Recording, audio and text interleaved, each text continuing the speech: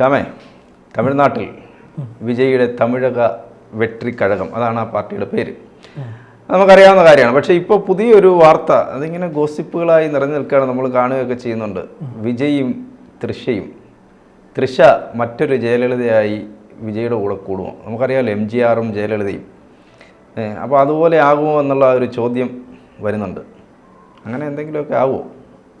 ഇത് തമ്മിൽ വർഷങ്ങളായിട്ട് അവരുമായി ബന്ധപ്പെട്ട് രണ്ടുപേരുമായി ബന്ധപ്പെട്ട് കഥകളുണ്ട്, ഗോസിപ്പുകളുണ്ട്. 1999 തൃഷ കൃഷ്ണൻ ഈ സിനിമാ മേഖലയിലേക്ക് വരുന്നത്. അന്ന് അവർ 99 പിന്നെ ജോഡി, പിന്നെ മൗനം പേസുതേ, അത് 2002.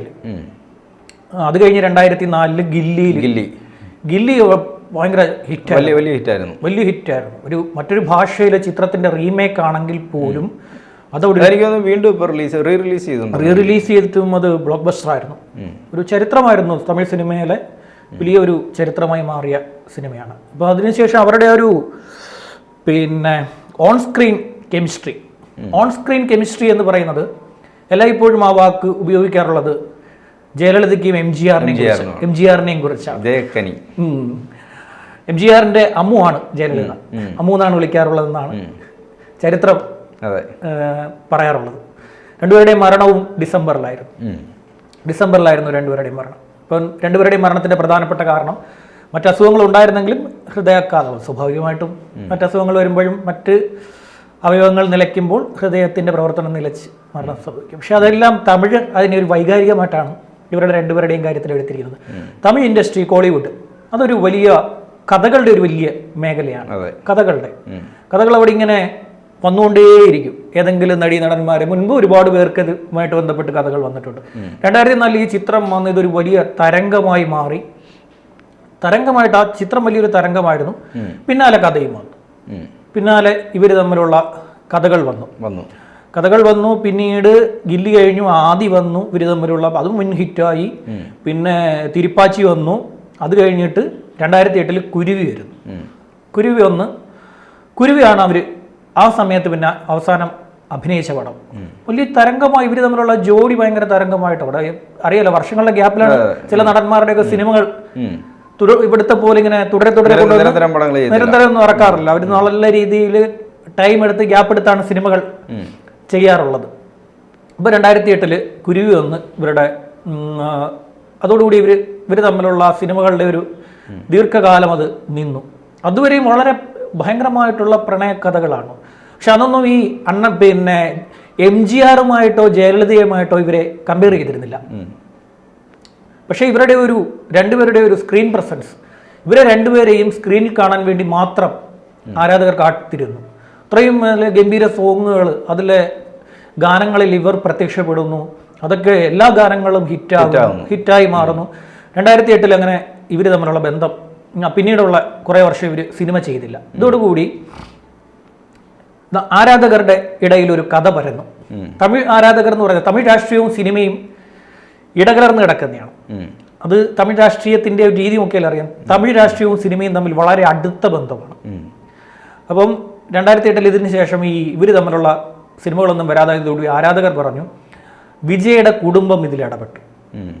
കുടുംബം ഇടപെട്ടുകൊണ്ടാണ് ഇവർ തമ്മിലുള്ള സിനിമ ജീവിതം, അത് സിനിമ ഒരുമിച്ചുള്ള സിനിമകൾ നിർത്തിവെൽപ്പിച്ചത് എന്നായിരുന്നു പിന്നീടുള്ള ഇവർ തമ്മിലുള്ള കഥകൾ. അങ്ങനെ ഇവർ തന്നെ വിവാഹം വേണ്ട എന്ന് തീരുമാനിച്ചതായി സോഷ്യൽ മീഡിയയിലൂടെ അറിയിക്കുകയും ചെയ്തു. പിന്നീട് ഇദ്ദേഹത്തിൻ്റെ ഫാമിലിയിൽ കുറേ പ്രോബ്ലംസ് ഉണ്ടായി. വിജയുടെ ഫാമിലിയിൽ അദ്ദേഹത്തിൻ്റെ ഭാര്യ സംഗീത ഒരുമായിട്ടൊക്കെ പലതവണ വാർത്തകൾ വന്നതാണ്. പിരിയാൻ പോകുന്നു, പിരിഞ്ഞു കഴിഞ്ഞു, ഫംഗ്ഷനിൽ വരുന്നില്ല, പങ്കെടുക്കുന്നില്ല എന്നൊക്കെ പറഞ്ഞിട്ട് ഒട്ടനവധി കഥകൾ ഇവരുമായി ബന്ധപ്പെട്ട്. അവരെപ്പോഴും സൂര്യയും ജ്യോതികയും വെച്ചിട്ടാണ് വിജയെ നോക്കുന്നത്. സൂര്യ മിക്കപ്പോഴും എല്ലാ വേദിയിലും ഭാര്യയുമായിട്ടാണ് പ്രത്യക്ഷപ്പെടാറുള്ളത്. വിജയ് അതേസമയം വിജയുടെ കൂടെ ഭാര്യയെ കാണാതായപ്പോഴത്തേക്ക് അത്തരത്തിലുള്ള ചർച്ചകൾ വളരെ സജീവമായി. അതിനുശേഷം ഇവരുടെ ഫാമിലി അകന്നു എന്ന് പറഞ്ഞു. പിന്നീട് 2023 ലോകേഷിലൂടെ ഇവരുടെ ലിയോ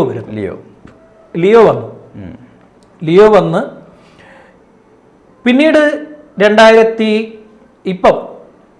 പിന്നെ ജൂൺ 22 വിജയുടെ 50ാമത്തെ പിറന്നാൾ. 50ാം പിറന്നാളിന്റെ ദിവസം എല്ലാവരും വിജയെ ആശംസ അറിയിച്ചു. ഈ മദ്യ ദുരന്തം കാരണം അദ്ദേഹം ഈ ആഘോഷങ്ങളൊന്നും വേണ്ട എന്ന് തീരുമാനിക്കുകയും ചെയ്തു. 23 ഇൻസ്റ്റയിലൂടെയും എക്സിലൂടെയും തൃഷ പിന്നെ അദ്ദേഹത്തിനൊരു ആശംസ നേർന്നു. ശാന്തത ഒരു കൊടുങ്കാറ്റിലേക്ക്, കൊടുങ്കാറ്റ് ഒരു ശാന്തതയിലേക്ക്.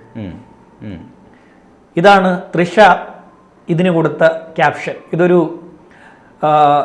ഇതിൽ ലിഫ്റ്റിൽ നിൽക്കുന്ന ഒരു മിറർ സെൽഫി ആയിരുന്നു.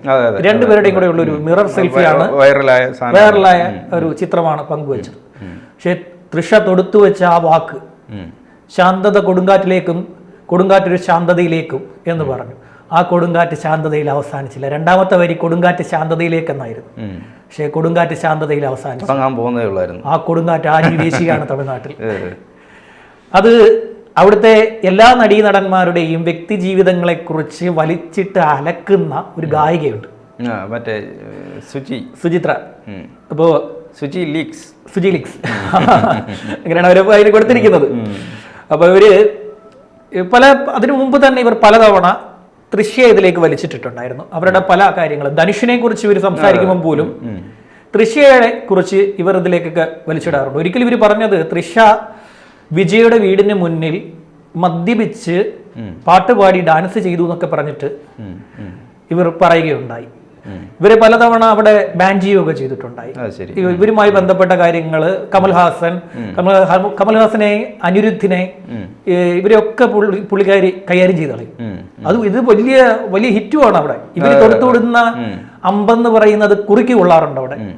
നോക്കുമ്പോൾ വായിട്ട് അലക്കുന്ന പോലൊക്കെ തോന്നും, പക്ഷെ ഇവർ തൊടുത്തുവിടുന്ന അമ്പ് അവിടെ കുറുക്കി കൊള്ളാറുണ്ട്. കമൽഹാസന്റെ പാർട്ടികളിൽ മയക്കുമരുന്ന് വിതരണം നടക്കാറുണ്ട് എന്നൊക്കെ ഇവർ പറഞ്ഞിട്ടുണ്ട്. വിജയ് ഈ പുറംമൂടി കാണിക്കുന്നെങ്കിലും അദ്ദേഹത്തിന്റെ വീട്ടിൽ ലഹരി പാർട്ടികൾ ഒക്കെ നടക്കുന്നു എന്നൊക്കെ രീതിയിലുള്ള സംസാരം ഇവര് സംസാരിക്കാറുണ്ട്. എല്ലാം യാഥാർത്ഥ്യമാവണമെന്നുമില്ല. പക്ഷെ അവര് എന്ത് തൊടുത്തു വിട്ടാലും അത് കറക്റ്റായി ആർക്ക് കൊള്ളണമോ ആ അമ്പിനുള്ള മൂർച്ച അത് വായുവിൽ സഞ്ചരിക്കുമ്പോൾ ആ അമ്പിന്റെ മൂർച്ച കുറയില്ല, അത് കൃത്യമായി വന്ന് തറയ്ക്കും. അതാണ് അവിടെ സംഭവിക്കുന്ന ഒരു പ്രധാനപ്പെട്ട കാര്യം. ഇപ്പോൾ ഇവർ ലാസ്റ്റ് പറഞ്ഞിരിക്കുന്ന ഒരു കാര്യം തൃശ്ശി ഒരു അട്ടയാണെന്ന്. ആ അട്ട പിന്നെ വിജയിലേക്ക് കയറി എത്തുകയാണ്. MGRന് ജയലളിത എങ്ങനെയായിരുന്നോ അതാകാനാണ് തൃശ്ശ അവിടെ ശ്രമിച്ചുകൊണ്ടിരിക്കുന്നത്. അവർ MGRന്റെ ചരിത്രം പറയുന്നുണ്ട്. MGRന് ജയലളിത കൂടെ നിന്ന് അവസാനം MGRനെ സൈഡാക്കി. MGRന്റെ അന്ത്യത്തിന് ശേഷം ആ പാർട്ടി MGRന്റെ അന്ത്യത്തിന് ശേഷം സ്വാഭാവികമായിട്ട് അവരായിരുന്നല്ലോ പിൻഗാമി. അതിനകത്ത് പ്രശ്നം എന്ന് പറഞ്ഞാൽ ഇവർക്ക് നന്നായി ഇംഗ്ലീഷ് അറിയാം ജയലളിതയ്ക്ക്. അപ്പൊ അങ്ങനെയാണ് അദ്ദേഹം 84 ഈ ജയലളിതയെ രാജ്യസഭയിലേക്ക് അയക്കുന്നത്. പാർലമെന്റിൽ 84 ആദ്യമായിട്ട് അദ്ദേഹത്തിന് അസുഖം ബാധിക്കുന്നത്. അദ്ദേഹം 72 DMK വിടുകയാണ്. അതുവരെ ഈ തീപ്പൊരി ഡയലോഗൊക്കെ എഴുതി കൊടുത്ത് ഇദ്ദേഹത്തിനെ ഇങ്ങനെ പാർട്ടിയുടെ മുഖമാക്കി നിർത്തുന്നത് കരുണാനിധിയാണ്. ഇവർ രണ്ടുപേരും ഒരുമിച്ച് അഭിനയിക്കുന്നു. പിന്നെ ഒരു ഘട്ടത്തിലാണ് ഇദ്ദേഹം DMK കരുണാനിധിയായിട്ട് പിണങ്ങിയിട്ട് DMK ആയിട്ട് വിട്ടിട്ട് AIDMK രൂപീകരിക്കുന്നു 72. അതിനുശേഷം 77 അദ്ദേഹം മുഖ്യമന്ത്രിയാകുമ്പോൾ മരിക്കുന്നിടം വരെ അദ്ദേഹം മുഖ്യമന്ത്രി. ആ സമയത്ത് ജയലളിതയായിട്ടുള്ള ഏത് തരത്തിലുള്ള ബന്ധം എന്നുള്ളതൊന്നും നമുക്കിപ്പോൾ വിശദീകരിക്കാൻ നമുക്ക് പറ്റുന്നില്ല. അതെങ്ങനെയാകാം, അതിപ്പം ആ ബന്ധം അദ്ദേഹം മരിക്കുന്നിടം വരെയും ഇത് നിർത്തുന്നുണ്ട്. അദ്ദേഹത്തിൻ്റെ ഈ ശവമഞ്ചത്തിൽ ജയലളിത അവിടെ പക്ഷേ പാർട്ടിയിലെ പലർക്കും ജയലളിതയോട് എതിർപ്പുണ്ടായിരുന്നു. ജയലളിത ഇദ്ദേഹം ലിഫ്റ്റ് ചെയ്ത് കൊണ്ടുവരുന്നതിൽ എതിർപ്പുണ്ടായിരുന്നു. അപ്പോൾ ഈ ശവമഞ്ചത്തിൽ കയറിയിരിക്കുമ്പോൾ അവിടുന്ന് ജയലളിതയെ അടിച്ചിറക്കുകയാണ്. അവസാനമായിട്ടൊരു നോക്ക് കാണാൻ ഇങ്ങനെ പോകുന്ന സമയത്ത് അടിച്ചിറക്കുകയാണ്. അന്ന് അവർ ശപഥം ചെയ്തു. അത് കഴിഞ്ഞിട്ട് അസംബ്ലിയിൽ ചെല്ലുമ്പോൾ അവിടെയും അവരെ ഉപദ്രവിക്കുന്നുണ്ട്. അങ്ങനെയാണ് അവർ ഈ ജാനകി രാമചന്ദ്രൻ മുഖ്യമന്ത്രിയാവുന്നു. MGRന്റെ ഭാര്യ, യഥാർത്ഥ ഭാര്യ മുഖ്യമന്ത്രിയാവുന്നു. അതിനുശേഷം അവർ പിന്നീട് ആ പാർട്ടി പിടിച്ചടക്കി. അവരാണ് എല്ലാം. അമ്മ ഈ ശ്യാം പറഞ്ഞ ശരിയാണ്. പിന്നൊരു ഘട്ടത്തിൽ മൊത്തത്തിൽ അമ്മയാണ്. MGRന്റെ പേരാണെങ്കിലും MGRന്റെ മരണശേഷം അമ്മയാണ് ആ പാർട്ടി. അതുകൊണ്ടാണ് ആ പാർട്ടി ഇപ്പം നിലവിൽ MGRന്റെ അമ്മു തമിഴ്നാടിന്റെ അമ്മയായി മാറുകയായിരുന്നു. അവര് നല്ല മിടുക്കിയായ ഒരു സ്ത്രീയാണ്. അതായത് MGRന്റെ പ്രത്യേകത സിനിമാ രംഗത്ത് നിന്ന് ആദ്യമായി ഒരു മുഖ്യമന്ത്രി എന്ന് പറയുന്നത് MGR ആണ്. അദ്ദേഹമാണ് ആദ്യത്തെ ഫിലിം സ്റ്റാർസ് നിന്ന് ഒരു മുഖ്യമന്ത്രി ആകുന്നത് അദ്ദേഹമാണ്. അതിനുശേഷമാണ് പിന്നെ അതായത് ഇദ്ദേഹത്തിൻ്റെ വലിയൊരു പദ്ധതിയാണ് കുട്ടികൾക്ക് ഉച്ചഭക്ഷണം കൊടുക്കുന്നത്. അദ്ദേഹത്തിൻ്റെ പദ്ധതിയാണ്. അപ്പോൾ ആ പദ്ധതിയുടെ ഇദ്ദേഹം ചികിത്സയ്ക്കായിട്ട് പോകുമ്പോഴും ഈ പദ്ധതിയുടെ ചുമതല ജയലളിതയ്ക്കായിരുന്നു. കാരണം അദ്ദേഹത്തിൻ്റെ അത്രയും ആ പദ്ധതി അന്നത്തെ കാലത്ത് അങ്ങനെയൊന്നും ഇല്ല. പക്ഷേ അദ്ദേഹത്തിൻ്റെ ഒരു പ്രസ്റ്റീജ് പദ്ധതിയായിരുന്നു കുട്ടികൾക്ക് ഉച്ചഭക്ഷണം. അതിൻ്റെ ചുമതല ഈ ജയലളിതയ്ക്കായിരുന്നു. സങ്കീർണമായിരുന്നു അവരുടെ ബന്ധം. അവരുടെ ബന്ധം സങ്കീർണമാകുന്നത് വ്യാഖ്യാനിക്കുന്നതല്ല. അതിനകത്തൊരു പ്രത്യേകത, ആദ്യഘട്ടത്തിൽ സിനിമാ രംഗത്തെ ഉപദേശകനായിട്ട് ഒരു ഗോഡ് ഫാദറായി MGR ജയലളിതയുടെ മാറിയതെങ്കിൽ പിന്നീട് രാഷ്ട്രീയത്തിലേക്ക് വരുമ്പോൾ രാഷ്ട്രീയത്തിലെ ഈ ജയലളിതയുടെ ചില കടന്നുകയറ്റം അത് MGR ഇഷ്ടപ്പെടുന്നില്ല പല തമിഴ് രാഷ്ട്രീയ ചരിത്രകാരന്മാർ നിരീക്ഷിക്കുന്നത്. അദ്ദേഹം അങ്ങനെ മുന്നോട്ട് പോകുമ്പോഴും ജയലളിതയെ ഒരു സൈഡിലേക്ക് മാറ്റി നിർത്താൻ അദ്ദേഹം ശ്രമിച്ചിരുന്നു, അദ്ദേഹത്തെ തന്നെ മാറ്റി നിർത്താൻ ജയലളിത ശ്രമിച്ചിരുന്നു എന്നൊക്കെ അവിടുത്തെ തമിഴ് പൊളിറ്റിക്കൽ രാഷ്ട്രീയ ചരിത്രകാരന്മാരൊക്കെ അവിടെ പറയുന്ന ഒരു കഥയാണ്. ഇപ്പോൾ ജയലളിതയോട് താരതമ്യം ചെയ്യുമ്പോൾ തൃഷ കൃഷ്ണൻ എന്ന ലേഡി വളരെ വിൽപ്പവറുള്ള സ്ത്രീയാണ്. അവർ ആദ്യമായി പിടിച്ചു വരട്ടുന്ന നേതാവാരാന്നറിയാമോ? അണ്ണാഡിഎംകെയുടെ നേതാവിനെ പിടിച്ചു വരട്ടി. അണ്ണാഡിഎംകെയുടെ വലിയ നേതാവിനെ അവരവിടെ പിടിച്ചു വരട്ടി. ഇപ്പൊ ഈ അടുത്തിടയ്ക്ക് നമ്മുടെ ഒരു നടൻ അദ്ദേഹത്തിന്റെ പേര് മൻസൂർ അലിഖാനൊക്കെ പിടിച്ച് തടിയുരേണ്ടി വന്നു, പിടിച്ചു വരട്ടിയവര്. അവർക്ക് അങ്ങനെ ഒന്നും ഭയങ്കര വിൽപ്പവറാണ്. ഭയങ്കര വിൽപ്പവറുള്ള ഒരു സ്ത്രീയാണ് തൃഷയെ ശരിക്കും മനസ്സിലാക്കണമെങ്കിൽ തൃഷ കൊടി സിനിമ കാണണം. കൊടി ഞാൻ കണ്ട സിനിമയാണത്.